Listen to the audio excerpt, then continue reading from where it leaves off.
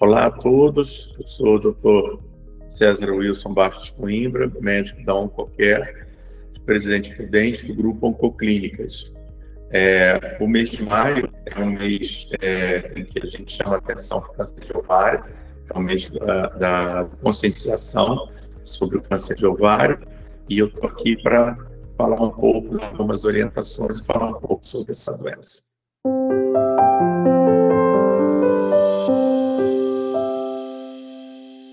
É a segunda neoplasia mais prevalente das mulheres, só perde para a neoplasia do útero.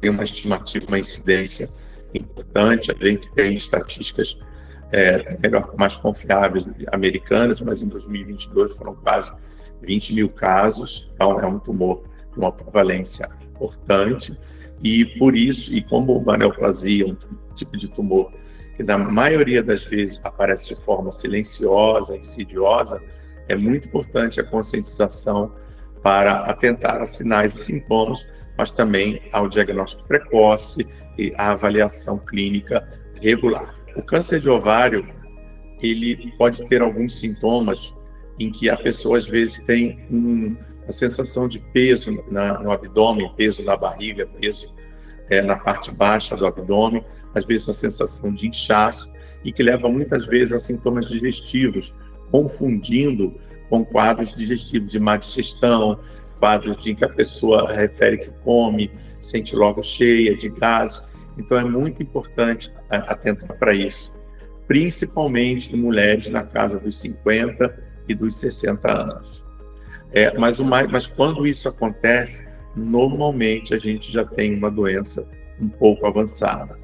Então, o diagnóstico precoce se impõe e, portanto, a avaliação clínica de rotina. O que a gente costuma recomendar é que o que a gente chama de screening, que é a avaliação de exames preventivos regulares para o câncer de ovário, isso é um pouco controverso. O benefício disso é um pouquinho questionável na população geral. Mas, de certa forma, a gente encoraja, principalmente naquele grupo de maior risco. E qual é o grupo de maior risco?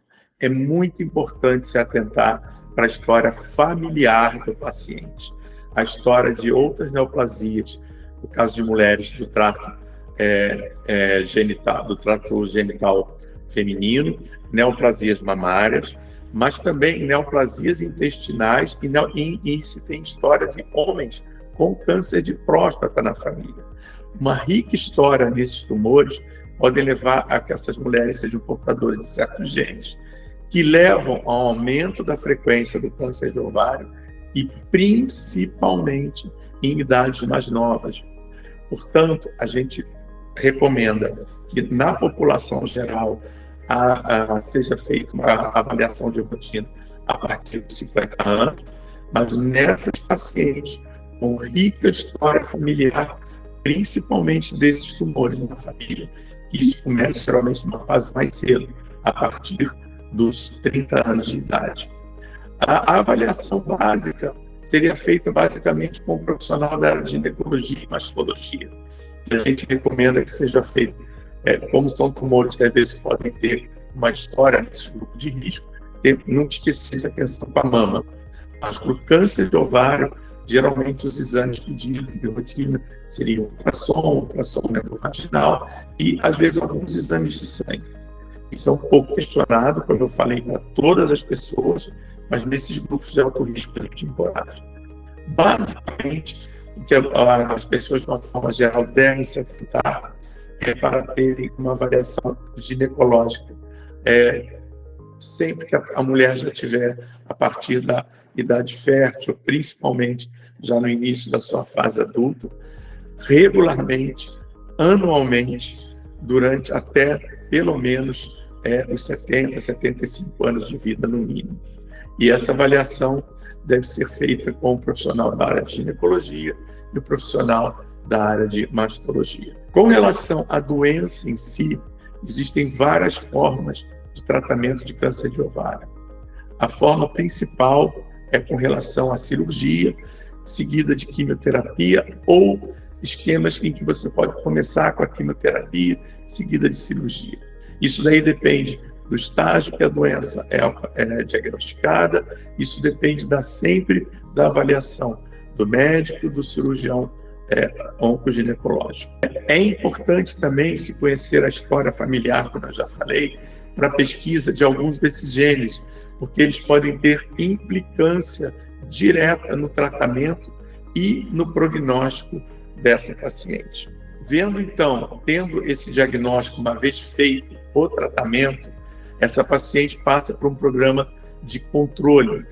Se ela tiver algum desses genes, é muito importante que ela e seus familiares passem por um programa de aconselhamento genético, porque isso pode implicar num controle, num acompanhamento, não só para o tumor dessa paciente, o tumor de ovário que foi tratado, mas para possíveis outros tumores que possam ocorrer, assim como para seus familiares.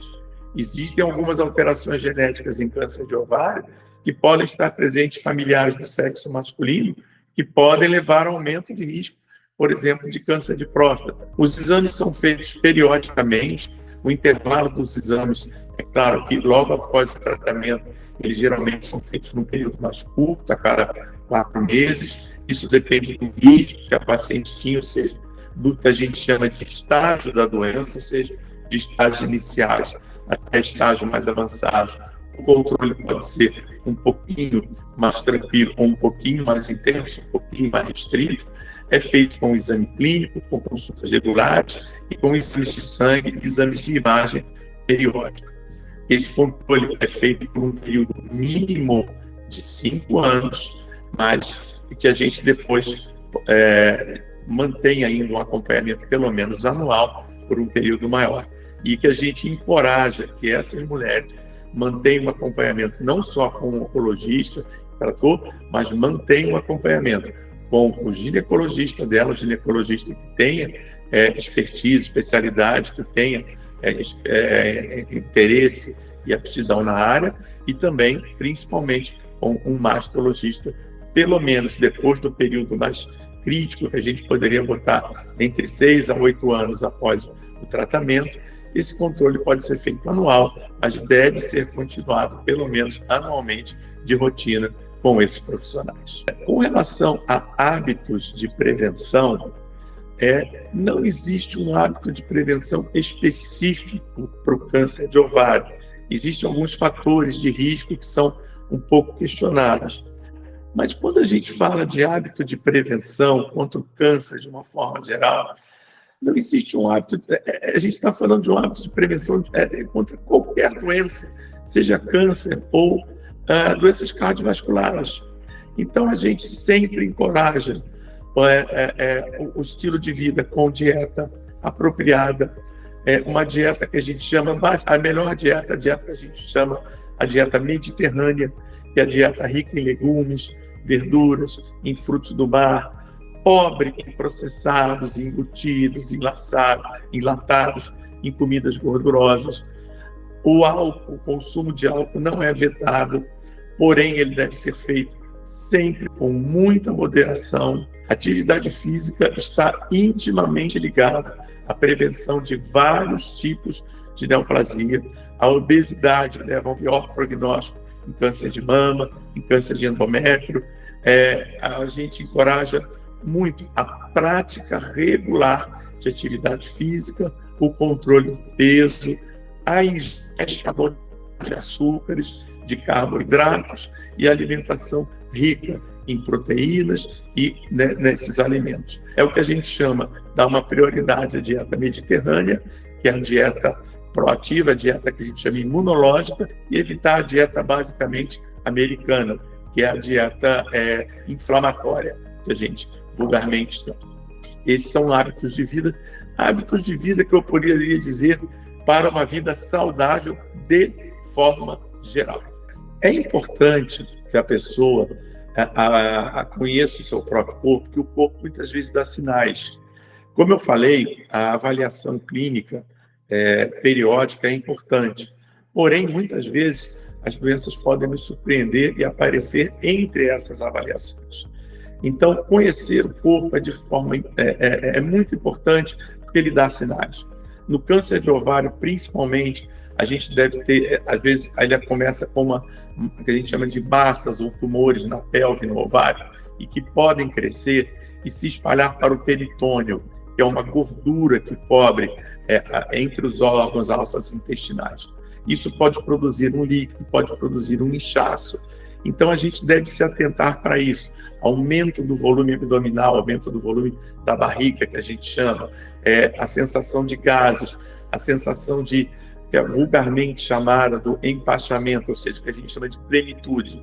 É a pessoa que come um pouquinho e já fica logo saciada. Como eu volto a enfatizar, às vezes essas simulam doenças do aparelho digestivo, então a gente deve ficar atento a isso e às vezes procurar já um médico, às vezes, independente do clínico, procurar o seu ginecologista, porque às vezes pode estar ligado a uma patologia ginecológica. Aparecimento de nódulos, de nódulos na virilha, por exemplo, nódulos em outros pontos que a gente chama, são os linfonodos, vulgarmente chamados de ínguas. Então, ter muita atenção para isso. Às vezes, isso pode levar essas massas a inchaço nas pernas, ter atenção a isso também. E, às vezes, a sangramento vaginal, dor na região pélvica da mulher. Todos esses sintomas e esses sinais, a pessoa deve ficar atenta e não esperar isso se agravar, isso se intensificar. Ok? Bom, eu espero que isso tenha sido útil para vocês. Confira o blog da Oncoclínicas, a gente sempre vem com informações relevantes sobre vários tópicos da oncologia, de saúde, de uma forma geral. Mas eu espero que tenha sido útil, esclarecedor e que todos tenham um bom dia, uma ótima semana e até breve, se Deus quiser.